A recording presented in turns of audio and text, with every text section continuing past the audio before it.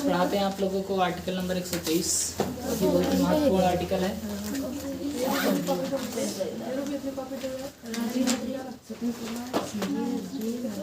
Article 123 इसमें है राष्ट्रपति का अध्यादेश। राष्ट्रपति का अध्यादेश। सुनो, राष्ट्रपति का अध्यादेश क्या होता है? जैसा कि आपने आर्टिकल नंबर 85 में पढ़ा था सत्र के बारे में कि संसद को चलाने के लिए 3 सत्र बने हैं ना, बजट सत्र, मानसून सत्र और शीतकालीन सत्र। और इन्हीं 3 सत्रों में ही कानून बनाया जाता है। मतलब कोई भी संशोधन करना हो, कोई नया कानून लाना हो, कोई सुधार करना हो, कुछ भी करना हो, इन्हीं 3 सत्रों के तहत किया जाता है। जैसे स्कूल में पढ़ाई जो सत्र चलता रहता है उसी के तहत तो की जाती है ना। वैसे ही जब कोई कानून बनाना होता है तो जब सत्र चल रहे होते हैं, जैसे 3 सत्र हैं, मैंने बता दिया, बजट सत्र, मानसून सत्र और शीतकालीन सत्र। इन 3 सत्रों में ही कोई कानून बनाया जा सकता है या कोई सुधार किया जा सकता है। लेकिन अगर सोचिए देश में आपात जैसी कोई स्थिति आ जाए, तो जब देश में आपात लग जाएगा तब संसद का सत्र भी नहीं चल पाएगा। और ऐसी स्थिति में भाई मान लीजिए कोई कानून बनाना है तो कौन बनाएगा, क्योंकि सत्र जो चल नहीं रहा है ना। तो ऐसी स्थिति में राष्ट्रपति महोदय एक पन्ने पर खुद लिख करके कानून बना देंगे। जो राष्ट्रपति महोदय लिख दी वही कानून बन गया। तो आपने शुरू में पढ़ा होगा कि कानून बनाने की एक लंबी प्रक्रिया होती है। मैंने बताया था कि पहले मसौदा तैयार होता है, उस पर चर्चा, परिचर्चा, बहस, लोकसभा, राज्यसभा, उसके बाद राष्ट्रपति फाइनल सिग्नेचर, तब जाके कोई कानून बनता है ना। लेकिन अध्यादेश का मतलब है कि राष्ट्रपति ने अपने हाथों से लिख दिया कि ये कानून बना है, बस राष्ट्रपति के मात्र लिखने से कानून बन जाता है। किसी भी सदन की जरूरत नहीं है, किसी सत्र की जरूरत नहीं है, राष्ट्रपति ने खुद ही कानून बना दिया। लेकिन ये कानून जो बनता है ये टेम्परेरी कानून होता है। ये नहीं कि राष्ट्रपति ने बना दिया तो बस कानून बन गया। अगर ऐसा होता तब तो हमारे यहाँ लोकतंत्र कहाँ होता, तब तो ये राजतंत्र हो जाता ना कि एक ही आदमी कानून बना सकता है। जैसे हमारे यहाँ कोई कानून बनाना है तो क्या केवल राष्ट्रपति अकेले बनाते हैं? नहीं, पूरे देश की जनता भाग लेती है, चाहे डायरेक्ट या इनडायरेक्ट। अगर देखा जाए तो जैसे देश के लिए कोई कानून बनाना है तो जिन सांसदों को हमने चुन के भेजा है वही लोग तो पारित करवाते हैं। तो उसमें हमारी जिम्मेदारी रहती है कि नहीं, ऐसे लोगों को चुन के भेजें जो सही कानून पारित करवाएं। तो सांसद लोग पारित करवाते हैं और सांसद पूरे देश का प्रतिनिधित्व करते हैं। तो कोई भी कानून बनाने के लिए पूरा देश जिम्मेदार होता है, ना कि एक व्यक्ति।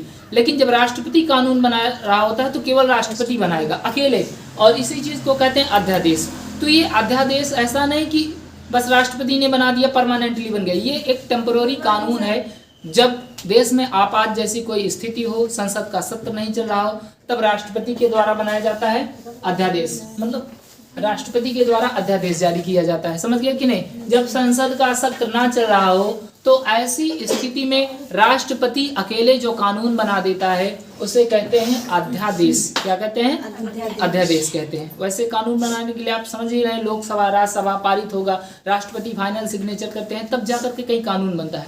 लेकिन राष्ट्रपति अकेले लिख करके अगर बना दिया कानून तो उस कानून को क्या कहेंगे? अध्यादेश कहेंगे।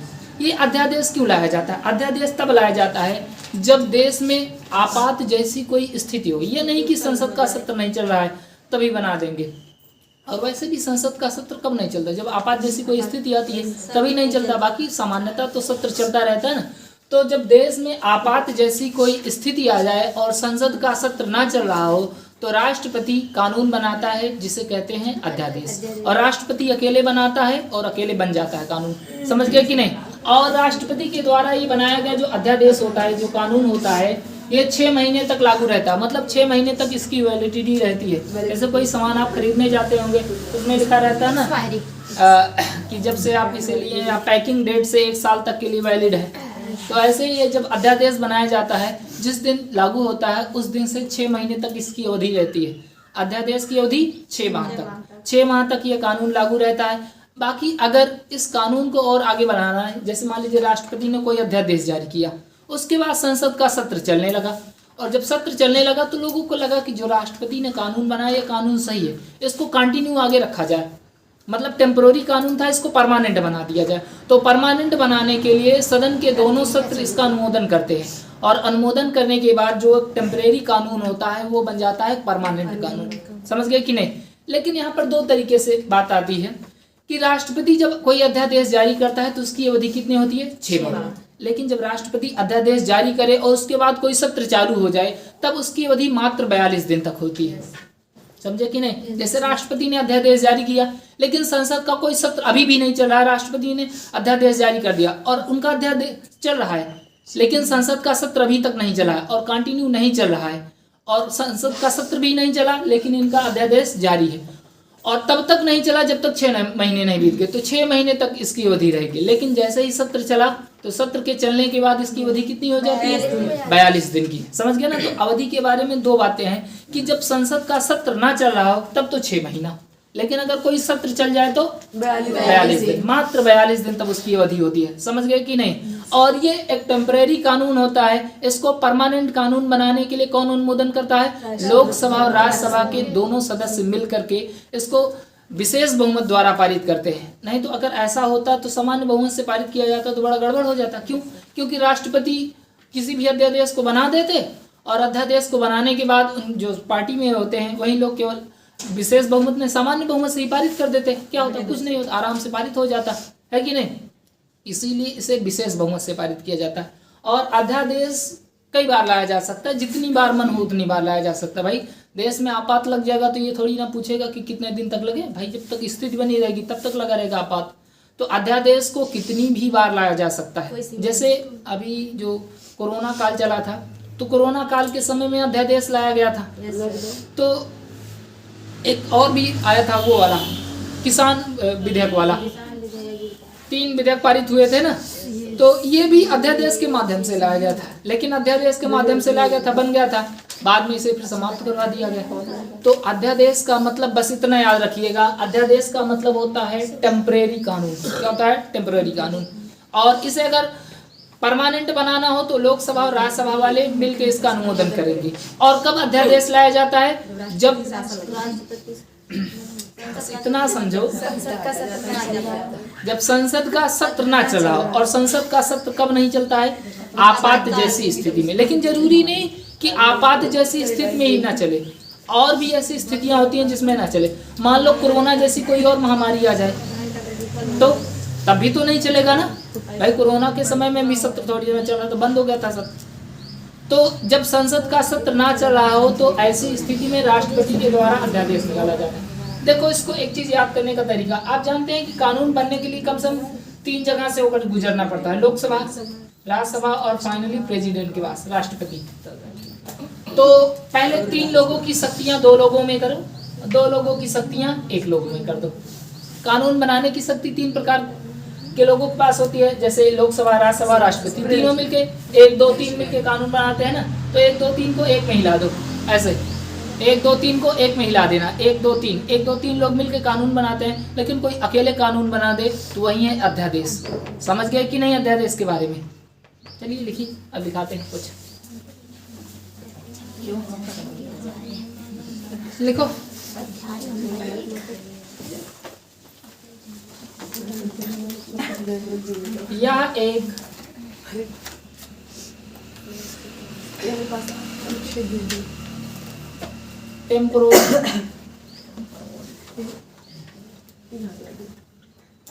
यह एक टेम्पोररी कानून होता है, मतलब हिंदी में लिखें अस्थायी कानून। यह एक अस्थायी कानून होता है। पहला पॉइंट ये है। दूसरा पॉइंट, इसे राष्ट्रपति द्वारा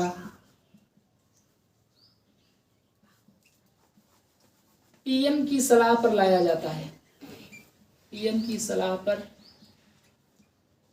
लाया जाता है।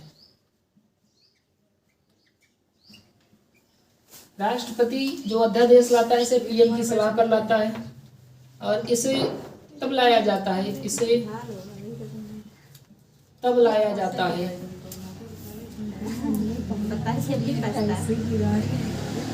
जब सदन का सत्र ना चल रहा हो।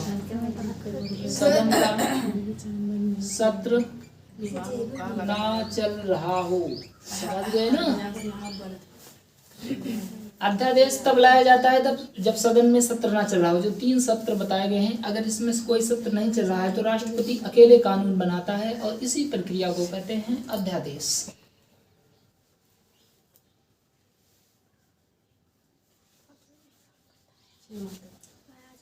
अध्यादेश की अवधि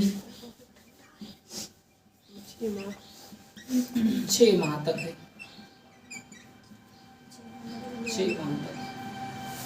लेकिन अगर सत्र चल जाए तो सत्र चलने के बाद इसकी अवधि मात्र 42 दिन तक होती है।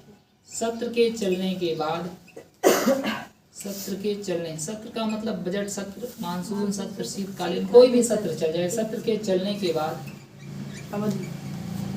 अवधि मात्र 42 दिन, 42 डेज। समझ गए ना? सत्र के चलने के बाद अवधि 42 दिन की हो जाती है। अगर इस अध्यादेश मतलब अस्थायी कानून को अगर अस्थायी कानून बनाना है तो लोकसभा और राज्यसभा मिल करके इसे पारित करती है विशेष बहुमत के द्वारा। ठीक है, तब ये जाकर के एक परमानेंट कानून बन जाता है। अध्यादेश को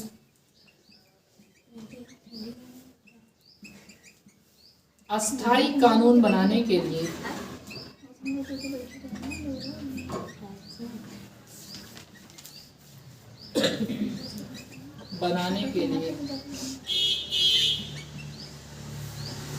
लोकसभा तथा राज्यसभा द्वारा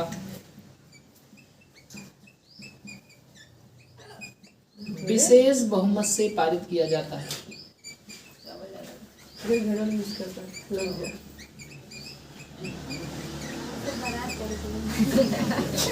समझ गए ना?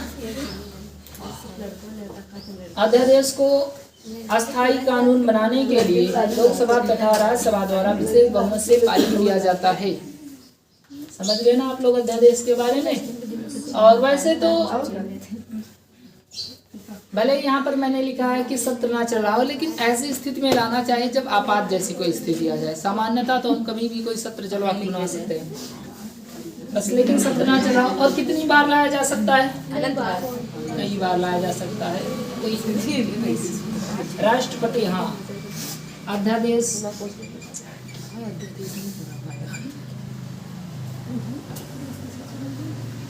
अनंत बार लाया जा सकता है।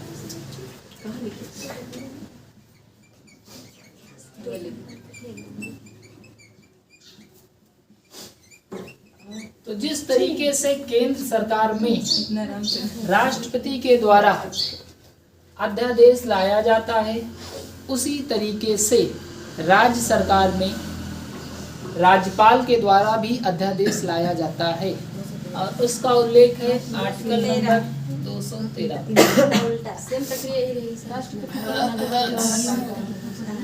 समझ गए ना? देखो, इसको एक उधर कर दो, 2 को इधर कर दो। 213 में है राज्यपाल का अध्यादेश। बगल में लिख लेना, जैसे राष्ट्रपति के क्षमादान की शक्ति थी वैसे राज्यपाल के क्षमादान की शक्ति। जैसे राष्ट्रपति का अध्यादेश वैसे ही राज्यपाल का अध्यादेश। समझ गए ना? जल्दी जल्दी नोट कीजिए। इतना समय ना रहा तो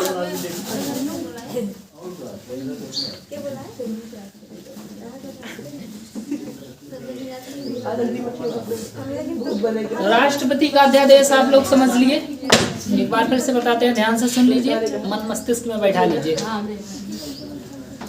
अगर संसद का सत्र ना चल रहा तो ऐसी स्थिति में कोई कानून बनाने के लिए जब राष्ट्रपति महोदय अकेले कानून बना देते हैं तो इस विधि को कहते हैं अध्यादेश। इंग्लिश में कहते हैं ऑर्डिनेंस। और ये ऑर्डिनेंस तब लाया जाता है जब प्रधानमंत्री राष्ट्रपति को सलाह देंगे, क्योंकि राष्ट्रपति अपने मन से कुछ भी नहीं करते हैं, वो सब प्रधानमंत्री की सलाह से करते हैं। ठीक है, और ये अध्यादेश जारी कर दिया गया। वैसे तो कानून बनने के लिए एक लंबी प्रक्रिया होती है, लेकिन यहाँ पर राष्ट्रपति ने अकेले अगर सिग्नेचर करके बना दिया है कानून, तो क्या ये कानून परमानेंट हो जाना चाहिए? नहीं भाई, हमारे यहाँ लोकतंत्र की व्यवस्था है। कोई भी कानून या कुछ भी बनाने के लिए जनता जिम्मेदार होनी चाहिए, जनता की भी सहभागिता होनी चाहिए उसमें।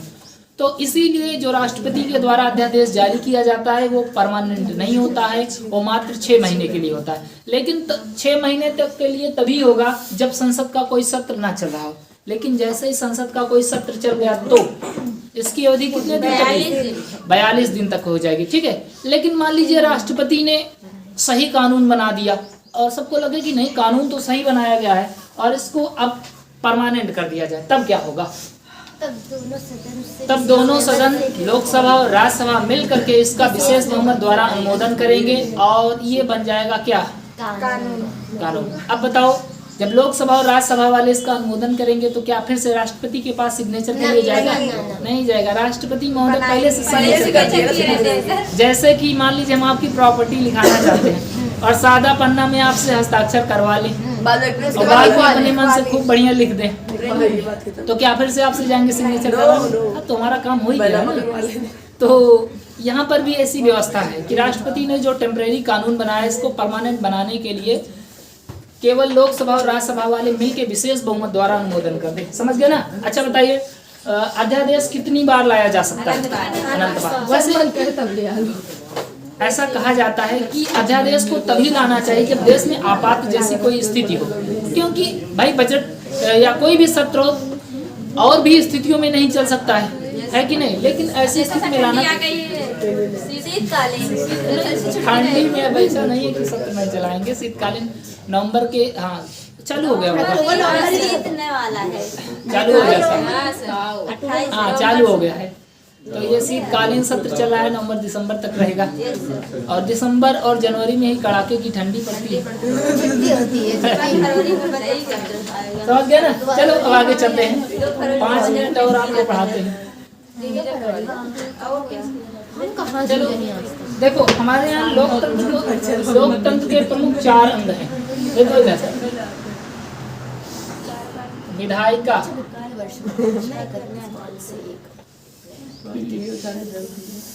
या व्यवस्थापिका भी इसे कहते हैं, ठीक है। कार्यपालिका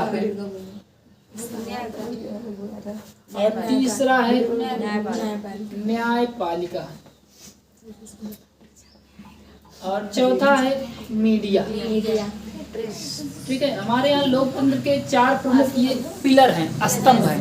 लोकतंत्र के 4 स्तंभ होते हैं, विधायिका, कार्यपालिका, न्यायपालिका, मीडिया। मैंने आपको विधायिका के बारे में बता दिया। विधायिका का मतलब जो विधि को बनाए, इसे और भी नाम से जानते हैं, जैसे विधायिका को व्यवस्थापिका के नाम से जानते हैं, व्यवस्थापिका। इसका प्रमुख कार्य होता है कानून का निर्माण करना, कानून बनाना। जैसे संसद भवन इसके अंतर्गत आएगा, विधानमंडल इसके अंतर्गत आएगा। भाई संसद भवन का काम क्या होता है? कानून बनाना। विधानमंडल का काम क्या होता है? कानून बनाना। तो इसका प्रमुख कार्य होता है कानून बनाना। ओके, उसके बाद आता है कार्यपालिका। तो कार्यपालिका में कौन लोग आते हैं? कार्यपालिका में कई प्रकार के लोग आते हैं। जैसे यहाँ से जो मंत्री बन गए हैं वो भी कार्यपालिका के मेंबर बन जाएंगे।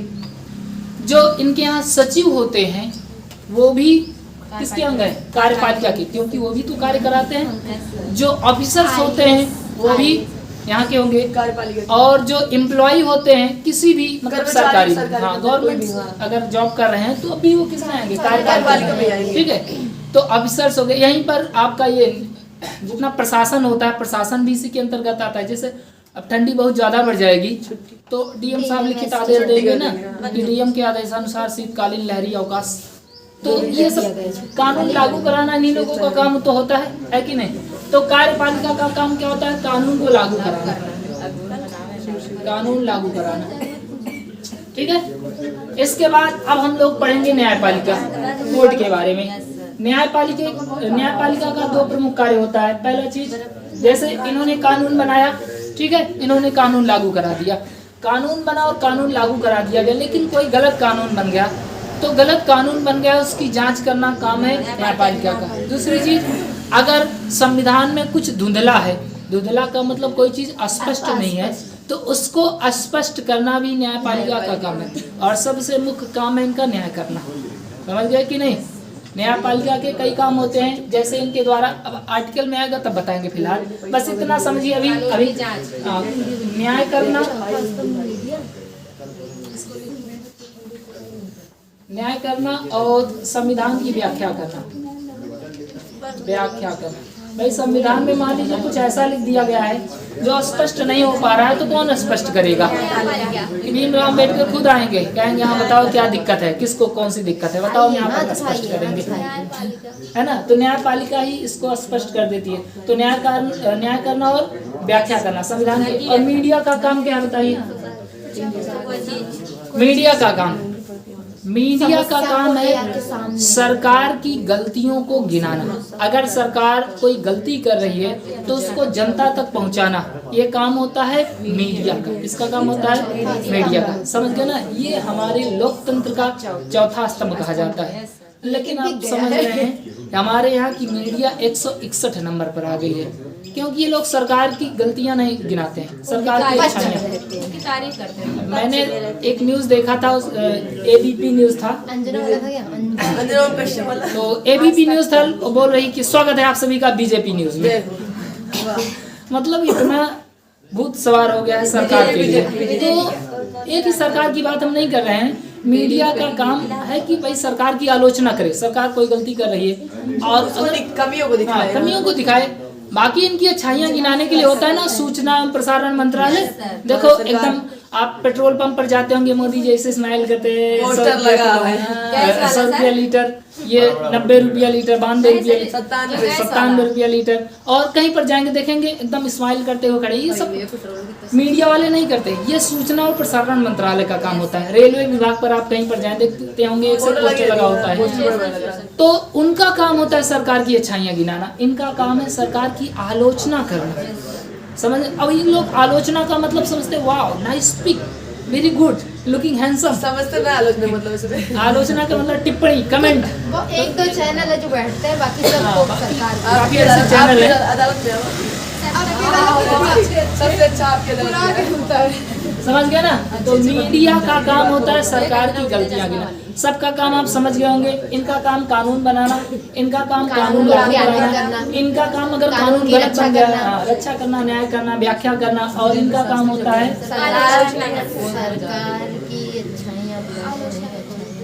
इनका काम है सरकार की गलतियों को गिनाना, सरकार की गलतियों को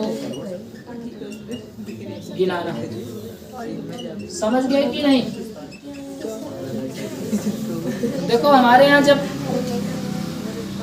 वोटिंग व्यवस्था होती है, मतलब मतदान कहीं होता है, तो ये सरकार के लिए और मीडिया के लिए एक बहुत ही खुशखबरी वाली बात होती है। उनको मौका मिल जाता है, कहीं युद्ध हो जाए देश में, कोई ऐसा मुद्दा जिसको उठाना है उसको नहीं उठाएंगे। दुनिया भर का किसी की पतंग कहीं उलझ गई, देखिए ध्यान से कैसे उलझ गई ये पतंग, आखिर क्यों नहीं काटी जा रही, क्या बात है इसके पीछे, ये सब दिखाएंगे। जो देश की मतलब जो मेन पॉइंट, हाँ, गरीबी, बेरोजगारी, इन सब चीजों को दिखाना चाहिए, सब नहीं दिखाया जाता। कहीं युद्ध हो जाए तब देखो, ध्यान से देखिए यहाँ पर भूकंप आ रहा है, मैं हिल रहा हूँ लेकिन मैं दिखा रहा हूँ, ये बना देते हैं खुद से। इसके लिए एक स्पेशल चैनल हमेशा चलता है, वही बता रहे हैं ना, घंटे खुद से बना देते हैं। देखिए भूकंप आ रहा था लेकिन हम लोग यहाँ पर खड़े होकर हमारा स्टूडियो हिल रहा है, गजब का बना देते हैं भाई साहब। सबसे खराब मीडिया है।